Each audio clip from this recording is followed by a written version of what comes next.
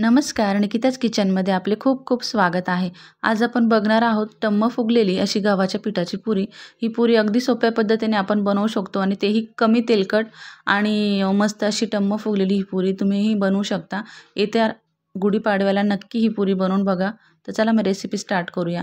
तर सर्वात अगोदर या रेसिपी करता मी येथे गव्हाचं पीठ घेतलेलं आहे।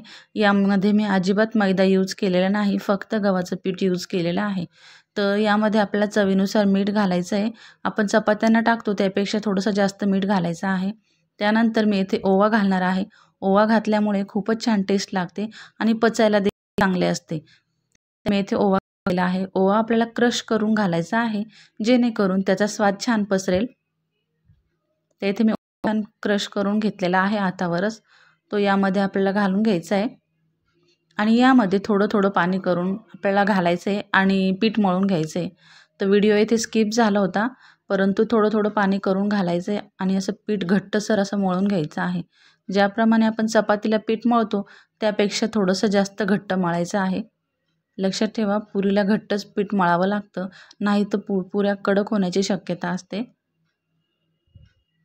ही एक टिप्स आहे, तर लक्षात ठेवा। तर इथं पीठ व्यवस्थित मी मळून घेतलेलं आहे। पुरी बनवणं अगदी सोपं आहे, परंतु काही टिप्स लक्षात ठेवाव्या लागतात, जेणेकरून आपल्या पुऱ्या छान नरम होतील आणि मस्त अशा सर्वच पुऱ्या टम्म अशा फुगतील। तर इथे पीठ छान मळून ठेवलेलं आहे, तर तुम्ही बघू शकता अगदी घट्ट असं पीठ मळलेलं आहे। तर याचे असे गोळे करून घ्यायचे आहेत आणि पुरी लाटून घ्यायचे आहेत। तर पुरी लाटताना देखील काही टिप्स आहेत, त्या लक्षात जर ठेवल्या तर आपल्या देखील पुऱ्या मस्त अशा टम्म फुगतात आणि नरम राहतात। तर इथे तुम्ही बघू शकता मी पुरी लाटताना अगदी हलक्या हाताने लाटत आहे आणि आपल्याला चपातीपेक्षा थोडीशी जाडसर अशी ठेवायची आहे। अगदी पातळ पुरी जर लाटली तर ती फुलणार नाही आणि कडक होईल आणि जाड जर लाटली तर ती चवीला चांगली लागत नाही आणि खूप अशी तेलकट होते। त्यामुळे पुरी लाटताना ह्या टिप्स लक्षात ठेवाव्या। इथे तुम्ही बघू शकता पुरीची जाडी याचप्रमाणे ठेवावी। आता याचप्रमाणे मी सर्व पुऱ्या लाटून घेते आणि पुरी तळताना देखील काही टिप्स असतात ज्या लक्षात ठेवाव्या लागतात, नाहीतर मग आपली पुरी तेलकट होते। आता मी इथे कढईमध्ये तेल गरम करायला ठेवलेलं आहे। तेल मस्त असं कडकडीत गरम झालं का तेव्हाच पुरी यात घालायची आहे।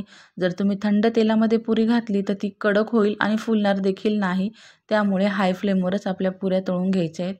इथे तुम्ही बघू शकता पुरी मस्त अशी टम्म फुगलेली आहे। तुमची देखील पुरी मस्त अशी फुलेल। तर मी सांगितलेल्या टिप्स नक्की लक्षात ठेवा आणि या गुढीपाडव्याला नक्की या पुऱ्या बनवून बघा। श्रीखंडासोबत किंवा खिरीसोबत मस्त असे एन्जॉय करता येतात।